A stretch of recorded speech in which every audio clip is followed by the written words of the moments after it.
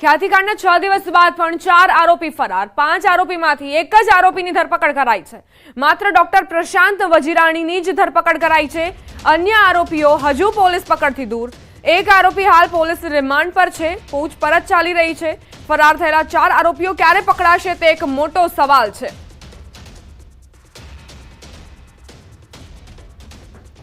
આ 5 ડોક્ટરોએ ભેગા મળીને ભોળા લોકોને ફસાવ્યા। જેમને જરૂર ન હતી તેમના પણ ઓપરેશન કરવામાં આવ્યા। સ્ટેન્ડ મૂકીને તેમને રવાના કરવાની યોજના હતી, જેમાં 2 લોકોના મોત નિપજ્યા અને ત્યારબાદ આ આખો મામલો સામે આવ્યો। જો કે વધુ એક ફરિયાદ સુરેન્દ્રનગરમાં પણ નોંધાઈ છે। સંવાદદાતા ઋત્વિજ સોની લાઈવ જોડાઈ ગયા છે, તેમની પાસેથી વધુ જાણકારી લઈએ। ઋત્વિજ, અત્યારે તપાસ ક્યાં પહોંચી છે અને જે 4 ડોક્ટર ફરાર છે તેમને લઈને શું અપડેટ્સ?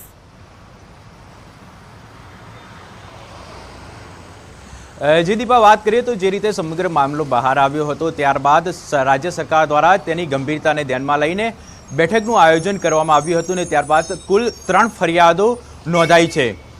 વસ્ત્રાપુર પોલીસ દ્વારા આ 3 ફરિયાદો છે તેની તપાસ કરવામાં આવી રહી છે અને જે પ્રથમ ફરિયાદ હતી કે જેમાં પ્રશાંત નામના આરોપીની છે તેની ધરપકડ કરવામાં આવી છે। તે રિમાન્ડ ઉપર છે અને હાલમાં તેની અલગ અલગ મુદ્દાઓને લઈને પૂછપરછ કરવામાં આવી રહી છે। પોલીસ દ્વારા તેને હોસ્પિટલ પણ લઈ જવામાં આવ્યો હતો તપાસ અર્થે અને ત્યાંથી પોલીસ દ્વારા કેટલીક ફાઇલો પણ કબજે કરવામાં આવી છે। જો કે મહત્વની બાબત તો એ છે કે અન્ય જે 4 આરોપીઓ છે તે હજુ સુધી પોલીસની પકડમાં આવ્યા નથી, એટલે અલગ અલગ ટીમો બનાવવામાં આવી છે અને આજે જ 4 આરોપીઓ છે તેની હ્યુમન ઇન્ટેલિજન્સ અને ટેકનિકલ સર્વેલન્સના આધારે શોધખોળ ચાલુ કરી દેવામાં આવી છે। પોલીસ દ્વારા અલગ અલગ કામગીરી આપવામાં આવી છે ટીમોને, કારણ કે આ જે 4 આરોપીઓ છે તેમાંથી એક આરોપી વિદેશ હોવાની પણ માહિતી પોલીસને મળી રહી છે। એટલે તે ક્યારે પરત ફરશે, કેટલા દિવસ માટે ગયો છે, ક્યારે ગયો છે તેની પણ વિગત પોલીસ દ્વારા એકત્ર કરી લેવામાં આવી છે। એટલે કે આ જે અન્ય 4 આરોપીઓ છે તેને પકડવા માટે હાલમાં પોલીસની અલગ અલગ ટીમો છે તે કામ કરી રહી છે, જ્યારે જે પકડાયેલ આરોપી છે તેની પણ પોલીસ દ્વારા પૂછપરછ કરવામાં આવી રહી છે અને અલગ અલગ મુદ્દાઓને લઈને તેની પણ તપાસ કરવામાં આવી રહી છે। આભાર ઋત્વિજ તમામ જાણકારી આપવા માટે। અમરેલી જિલ્લાના ખાંભાના એક આશ્રમમાં સૂતેલા સાધુની જટા કાપવામાં આવી। અજાણ્યા 2 સાધુ દ્વારા આશ્રમમાં સૂતેલા સાધુની જટા કાપી નાખવામાં આવી। સાધુને વિધર્મી ગણાવી ચોટી કાપવામાં આવી। ભગુડાના એક સાધુ આરામ કરી રહ્યા હતા, તેમને માર મારી 21,000ની લૂંટ ચલાવી હોવાનો પણ આરોપ છે। બંને સાધુ દ્વારા અપશબ્દો બોલી માથાની જટા કાપી નંખાઈ। તેમની ધાર્મિક લાગણીનું પણ અપમાન કરાયું, જે મામલે ખાંભા પોલીસ સ્ટેશનમાં ફરિયાદ નોંધાઈ છે। તેને જાનથી મારી નાખવાની ધમકીનો ફરિયાદમાં ઉલ્લેખ કરાયો। જટા કાપતો વિડીયો સોશિયલ મીડિયામાં વાયરલ થયો છે।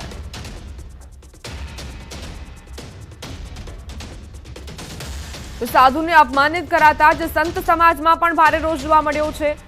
અજાણ્યા 2 શખ્સોએ આ કૃત્ય આચર્યું હોવાનો આરોપ મૂકવામાં આવ્યો છે અને સાથે જ આ સાધુ એ વિધર્મી હોવાના આરોપ સાથે 2 વ્યક્તિઓએ તેમની જટા કાપી। સવાલ અહીં એ કે આ બંનેને કોણે સત્તા આપી કે તેઓ આદેશ આપી શકે અને આ રીતે સાધુને વિધર્મી ગણાવીને તેમની જટા કાપવાનો હક કોણે આપ્યો? સંવાદદાતા રાજન જોડાઈ ગયા છે વધુ જાણકારી સાથે। રાજન, શું ઘટનાક્રમ? દીપા, સમગ્ર ઘટના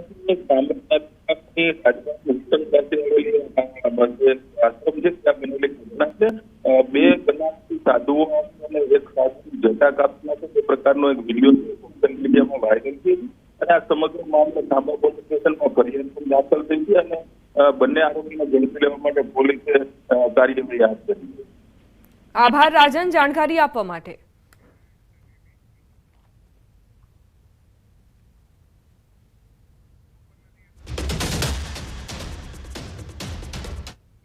વડોદરામાં ભાજપ નેતાના પુત્રની હત્યા। પૂર્વ કોર્પોરેટર રમેશ પરમારના પુત્રની હત્યા કરાઈ।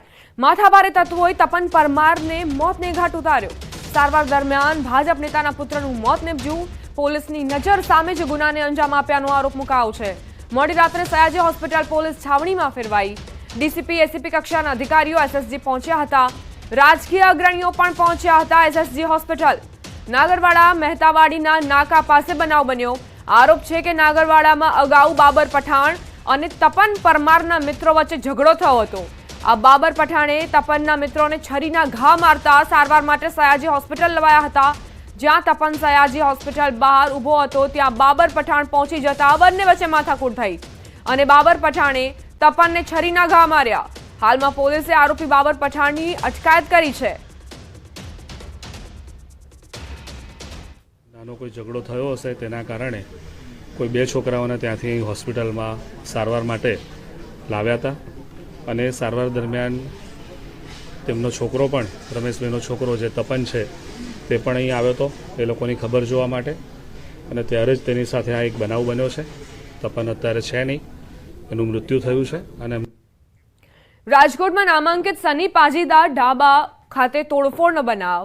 રવિવારે મોડી રાત્રે જામનગર રોડ પર સની પાજીદાર ઢાબા પર તોડફોડ થઈ. ડેપ્યુટી મેયર નરેન્દ્રસિંહ ઉર્ફે ટીકુબા જાડેજા સહિતનાઓની હાજરી હોવાનો દાવો કરાયો. નરેન્દ્રસિંહ જાડેજા, તેમના ભાઈ રવિરાજસિંહ જાડેજા સહિતને ઈજા પહોંચી હોવાનો પણ દાવો. સની પાજીદાર ઢાબા ખાતે મારામારી થતાં જ પોલીસ કંટ્રોલ રૂમને ફોન મળ્યો હતો. ફોન મળતા પીસીઆર વાન સની પાજી સહિતનાને પોલીસ સ્ટેશન લાવી. જોકે હજુ સુધી એક પણ પક્ષ તરફથી સત્તાવાર રીતે પોલીસ ફરિયાદ નોંધાવવામાં નથી આવી. કયા કારણોસર મારામારી તેમજ તોડફોડ કરવામાં આવી તે અંગેનું કારણ અકબંધ છે.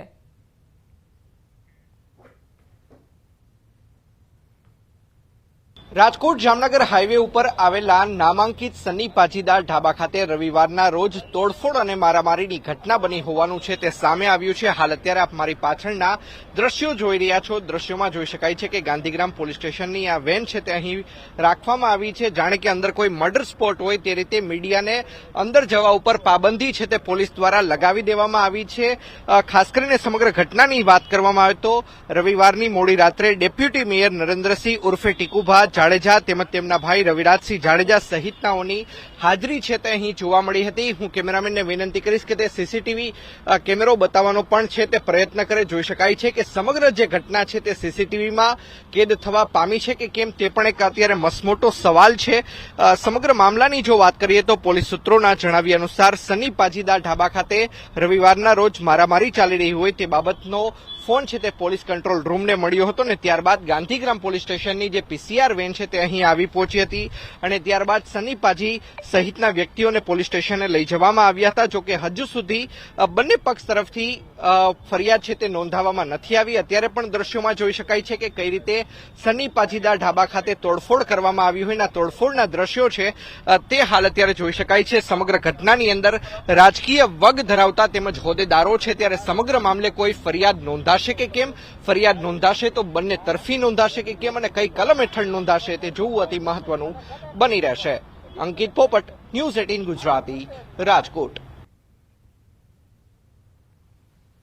તો બે અલગ અલગ તસવીરો આપને દર્શાવી રહ્યા છે કઈ રીતે કાયદાની એસી તેસી થઈ રહી છે. અસામાજિક તત્વો બેફામ બન્યા છે તેનો આ પુરાવો. વડોદરામાં ભાજપ નેતાના પુત્રની હત્યા નિપજાવવામાં આવી. બાબર પઠાણ નામના વ્યક્તિએ ભાજપ નેતાના પુત્ર તપનને મોતને ઘાટ ઉતાર્યો. છરીના ઘા ઝીંકાયા અને ત્યારબાદ સારવાર દરમિયાન તપનનું મોત નીપજ્યું. બીજી તરફ રાજકોટની ઘટના જ્યાં તોડફોડ કરવામાં આવી. સની પાજીદાર ઢાબા પર આ તોડફોડની ઘટના જોવા મળી છે. બે અલગ અલગ તસવીરો, પરંતુ સ્થિતિ એ જ કાયદો વ્યવસ્થાને લઈને સવાલ અને અસામાજિક તત્વોને કોઈ જ ડર નથી. આ ગુંડા તત્વો બેફામ બન્યા છે તેનો આ પુરાવો.